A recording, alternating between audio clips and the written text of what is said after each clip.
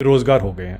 अब कम से कम इन बेरोजगारों के लिए प्लीज महबूबा मुफ्ती साहिबा और उमर अब्दुल्ला साहब, इन बेरोजगार के लिए हमसे रोजगार नहीं मांगिएगा। हम लोगों ने जो भी वोट मांगने हैं लोगों से, जो भी वो अपनी जो हमने किया है पिछले कई सालों से जो कार्य किया है उसके ऊपर हमने वोट मांगने हैं। खाली छलावों के ऊपर, खाली वादों के ऊपर भाजपा वोट नहीं मांगी। क्या मान के चलें कि डेली वेजेस जो हैं या फिर एसपीओस की बात करें या फिर जो डॉक्टर सड़कों पे हैं उनका कुछ ना कुछ हल हो? 500 रुपया डेली वेजर पाकिस्तान रखे हुए थे। ये जो बाकी आप डेली वेजर्स की बात करते हैं, सबसे पहले इन बेचारों को रखा किसने था? कितने कितने सालों से इनको रखा गया 2-2, 3-3 हज़ार की नौकरी के ऊपर। भाजपा का मुख्यमंत्री जम्मू कश्मीर का ज़रूर होगा और जम्मू कश्मीर के लोग डिजर्व भी करते हैं। सब कुछ जो है एक दृढ़ निश्चय वाली सरकार ही कर सकती थी। भाजपा की कथनी और करनी में कभी फर्क नहीं रहा, तभी हमने कर दिखाया जिसका हमने वादा किया था। जेके चैनल और मैं हूं मोहिंदरजीत सिंह। 15 अगस्त की बात करें तो प्रधानमंत्री नरेंद्र मोदी जी ने संकेत दे दिए कि इलेक्शन जम्मू कश्मीर के जल्द ही हो सकते हैं। इस समय हमारे साथ BJP spokesperson Abhijeet Jasrotia ji मौजूद है। जसरोटिया जी, पहले तो आपका जेके चैनल पे स्वागत है। धन्यवाद। जिस तरह से संकेत आ चुके हैं कि इलेक्शन जल्द हो सकते हैं, तो क्या कुछ कहेंगे कि किस तरह की इस समय चुनावी गतिविधियां जो है वो चल रही हैं? देखिए, सबसे पहले तो परिसमन आयोग का गठन हुआ था कुछ साल पहले ही, और उसके बाद बीच में कोरोना काल रहा, इस कारण वो अपना पूरा काम ना कर पाए। लेकिन अब बड़े ज़ोरों शोरों से आपने पिछले दिनों देखा होगा उनकी टीमें कश्मीर में भी थी, जम्मू में भी थी, और काफ़ी जो है उनको डेलीगेशंस मिले आके लोगों को, और एक प्रॉपर एक्सरसाइज हो रही है जिसके अंदर भूगोलिक परिस्थिति दिखी जा रही है, जिसके अंदर कितना पॉपुलेशन वो दिखी जा रही है, कनेक्टिविटी कैसी है, बोली कैसी, सब कुछ देखा जा रहा है। जैसे ही ये चीज़ कंप्लीट होगी वैसे ही यहाँ पर विधानसभा के चुनाव जो हैं वो हो जाए। 15 अगस्त में देखें तो एक ऐतिहासिक 15 अगस्त रहा जम्मू कश्मीर के लिए। खासकर पहली बार दशकों बाद इंटरनेट के अंदर, इंटरनेट वैसे का वैसा सुचारू रूप में चलता रहा, किसी तरह की कोई रिस्ट्रिक्शन नहीं थी। लोगों ने बड़े हर्षोल्लास के साथ पूरे कश्मीर में इंडिपेंडेंस डे मनाया, जगह जगह पर तिरंगा जो है वो लहराया गया। तो एक बदला हुआ कश्मीर, एक नया कश्मीर जिसका वादा हमने कश्मीर के लोगों के साथ किया था, वो आज सबके सामने आ चुका है। और कहीं ना कहीं 60-70 साल की जो गलतियां पुरानी पार्टियां करती रही उनसे निजात लोगों को दिलाई गई। और ऐतिहासिक भूल को कहते हैं कोई नहीं सुधार सकता, तो एक ऐतिहासिक भूल जो नेहरू जी ने उस समय की थी उसको भाजपा ने 5 अगस्त 2019 को सुधार दिया। So we are a party which is rewriting the history now. उनके लिए क्या कहेंगे जिन्होंने कहा था कि यहाँ तिरंगे को कंधा देने वाला कोई नहीं होगा? देखिए, वो तो बड़ा दुर्भाग्यपूर्ण सा बयान था। आप खुद देखिए, जिनके वालिद मरहूम मुफ्ती मोहम्मद सईद साहब, सबसे पहले उन्होंने हिंदुस्तान का झंडा जो है वो उठाया था कश्मीर के अंदर, और नेशनल कॉन्फ्रेंस ने उन्हें उस समय कीड़ा कहा था, कुछ ऐसा वर्ड उनके खिलाफ यूज़ किया था।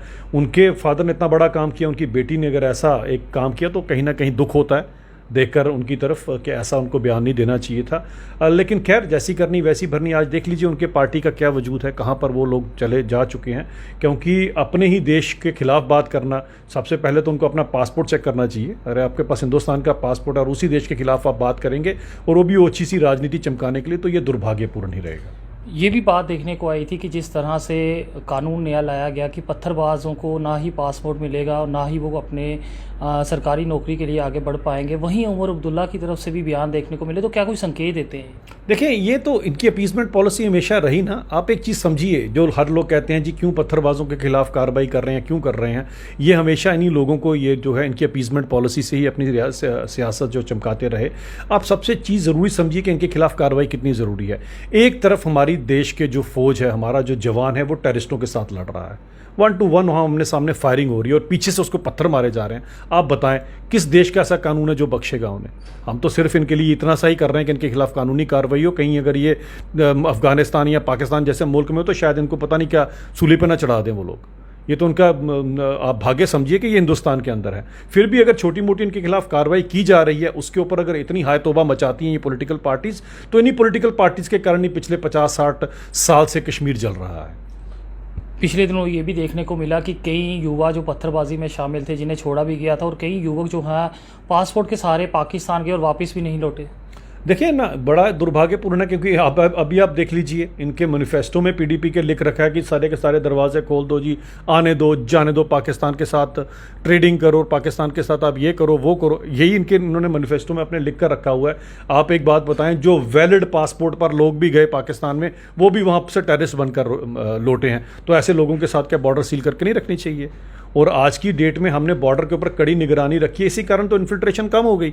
इसी के कारण तो ये बाकी सारे जो मुद्दे हैं वो सॉर्ट आउट होना शुरू हो गए। पत्थरबाजी के इंसिडेंट्स बिल्कुल ज़ीरो के ऊपर आ चुके हैं। जो टेररिस्ट एक्टिविटीज़ हुआ करती थी वो कम हो चुकी है। नया रिक्रूट आज की डेट में हथियार उठाने को तैयार नहीं हो, इतना खौफजदा है कि बंदूक उठाऊंगा तो मेरे लिए गोली आ गई समझो। तो ये सब कुछ जो है एक दृढ़ निश्चय वाली सरकार ही कर सकती थी। भाजपा की कथनी और करनी में कभी फ़र्क नहीं रहा, तभी हमने कर दिखाया जिसका हमने वादा किया था लोगों से। पत्थरबाज कहीं नहीं दिख रहे, ना वो देश विरोधी लोग वहाँ पे देख रहे हैं जो कि बंद की कॉल दे रहे थे। देखें, वो इसलिए नहीं दिख रहे हैं क्योंकि एक तो उनका वैसे भी टाइट हो गया सिस्टम कि अब पैसे नहीं आते हैं, तो पैसे जब तनख्वाह बंद हो जाती है तो कोई भी काम नहीं कर सकता। तो ये पत्थरबाज जितने हैं ये बेरोज़गार हो गए हैं। अब कम से कम इन बेरोज़गारों के लिए प्लीज़ महबूबा मुफ्ती साहिबा और उमर अब्दुल्ला साहब, इन बेरोज़गार के लिए हमसे रोज़गार नहीं मांगिएगा। ये जो बेरोज़गार हुए हैं सारे के सारे, ये 500 रुपया डेली वेजर पाकिस्तान ने पत्थर मारने के लिए रखे हुए थे। तो ऐसे लोगों के साथ तो कड़ी से कड़ी कार्रवाई होगी। ये तो रोज़गार की तवक्को भी हमसे ना रखें, क्योंकि इनके ऊपर नकेल कसी गई है। इसके कारण ही जो कश्मीर जो है अब वो सुधर रहे हैं आस्ता आस्ता हालात। और आने वाले वक्त में आप देखेंगे जिस तरह का कश्मीर आपको मूवीज़ में दिखाई देता था 80 के दशक से पहले का, वैसा कश्मीर जो है फिर से आपको नज़र आएगा।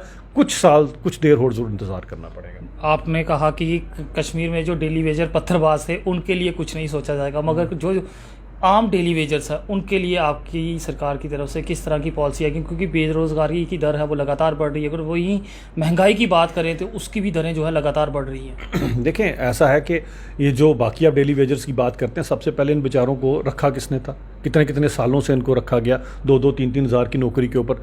दशकों से ये लोग काम कर रहे हैं, कुछ तो रिटायरमेंट की कगार पर भी आ गए। सिर्फ अपने किसी पॉलिटिकल वर्कर को अगर आपने ओबलाइज करना है, चलो जी बैकडोर अपॉइंटमेंट आपने कर दी, किसी को कहीं लगा दिया, किसी को वहाँ लगा दिया, सिर्फ वो उसको 2.5-3 हज़ार की नौकरी के लिए आपने रखा था। उसने अपना परिवार कैसे पाला ये कभी इन्होंने पूछा? तो ये एनसी और कांग्रेस ने जो ये अपीसमेंट की थी इन सब चीज़ों की, अब हम तो आहिस्ता आहिस्ता हर एक प्रॉब्लम को सॉर्ट आउट कर रहे हैं। आपके सामने वीडीसी की भी सेम प्रॉब्लम थी, हम लगे हैं सबको करने के लिए, लेकिन 50-60 साल के जो खड्डे इन्होंने डाल के रखे हैं उसको भरने में थोड़ा समय ज़रूर लगेगा। सबके साथ इंसाफ होगा, क्योंकि भारतीय जनता पार्टी सबका साथ, सबका विकास और सबका विश्वास में यकीन रखती है। तो जरूर आने वाले वक्त में आप देखेंगे सभी प्रॉब्लम सॉर्ट आउट हो जाएंगे। तो क्या मान के चलें कि डेली वेजेस जो हैं या फिर एसपीओस की बात करें या फिर जो डॉक्टर सड़कों पे हैं उनका कुछ ना कुछ हल होगा? देखिए, सबके लिए ज़रूरी है। सबसे इंपॉर्टेंट क्या है? सबसे इंपॉर्टेंट ये है कि हकदार को हक मिले। आज तक जितनी नौकरियां मिली, क्यों सेक्रेटरीट के अंदर 80% एम्प्लॉयज़ जो हैं वो सिर्फ कश्मीर से हैं, 20% यहाँ के? उसका कारण क्या है? उसका कारण रही आज तक, बाकी भी आप नौकरियों में देखेंगे तो इसी तरह का ही जो भेदभाव किया गया है। आज तक नौकरियां क्या दी गई? बैकडोर अपॉइंटमेंट से, अगर कोई एनसी वालों का रिश्तेदार है उसको नौकरी, कांग्रेस का रिश्तेदार है तो उसको नौकरी दी जाती थी। अब पहली बार हकदार को हक मिलना शुरू हुआ है। एक नौकरी भी अगर दी जाती है, जो डिजर्व करता है उसको नौकरी मिलती है। कहूँगा कि जिस तरह से डिलिमिटेशन और अब इलेक्शन की बात भी की जा रही है, तो किस तरह की तैयारियां जो हैं वो बीजेपी पार्टी की है? देखिए, भाजपा के लिए हर एक चुनाव इंपॉर्टेंट होता है। हमारे लिए आप भले वो एक गांव के पंच सरपंच का भी चुनाव है, वो भी हमारे लिए उतना ही इंपॉर्टेंट होता है जितना हमारे लिए मेंबर पार्लियामेंट का चुनाव होता है। हमारी पार्टी जो है वो कभी भी किसी चुनाव को जो है वो नॉन सीरियस नहीं लेती, और ना ही एनसी और पीडीपी की तरह किसी चुनाव से बहिष्कार करती, क्योंकि हमारा पूरे का पूरा दृढ़ निश्चय, हमारे जो दृढ़ विश्वास है वो डेमोक्रेसी के अंदर, और डेमोक्रेसी का जो एक्सरसाइज है वही जो है चुनाव होती है। तो आपका चुनावों से हम हमेशा सीरियस रहते हैं, और भाजपा की तैयारी तो पूरी तरह से है ही है, क्योंकि हम लोगों ने जो भी वोट मांगने हैं लोगों से, जो भी वो अपनी जो हमने किया है पिछले कई सालों से जो कार्य किया है उसके ऊपर हमने वोट मांगने हैं। खाली छलावों के ऊपर, खाली वादों के ऊपर भाजपा वोट नहीं मांगती। प्रदेश अध्यक्ष की बात करें तो उनका साफ कहना है कि आने वाला चीफ मिनिस्टर जो होगा वो बीजेपी का होगा। तो अभिजीत जी इस पे क्या कहेंगे? बिल्कुल जी, इसमें तो बिल्कुल दृढ़ निश्चय है, उनका भी दृढ़ निश्चय है, हमारा भी दृढ़ निश्चय है। भाजपा का मुख्यमंत्री जम्मू कश्मीर का ज़रूर होगा, और जम्मू कश्मीर के लोग डिजर्व भी करते हैं कि एक बार तो भाजपा का पहले मुख्यमंत्री बने यहाँ, और ज़रूर बनेगा, इसमें कोई दो राय नहीं है। वो भगवान, वो माता रानी भी पूरी मदद करेगी।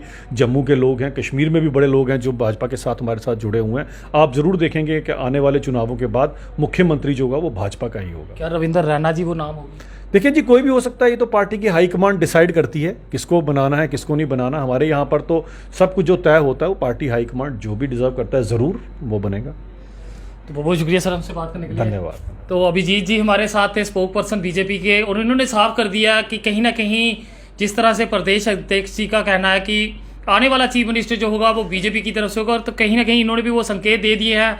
फिलहाल आप कमेंट्स में अपनी राय जरूर रखिएगा कि आपका इस सब पे क्या कुछ कहना है। फिलहाल देखते रहें जेके चैनल। मुझे महेंद्र जीत सिंह और मेरे कैमरा पर्सन सुरजीत कुमार को दीजिए इजाजत। नमस्कार।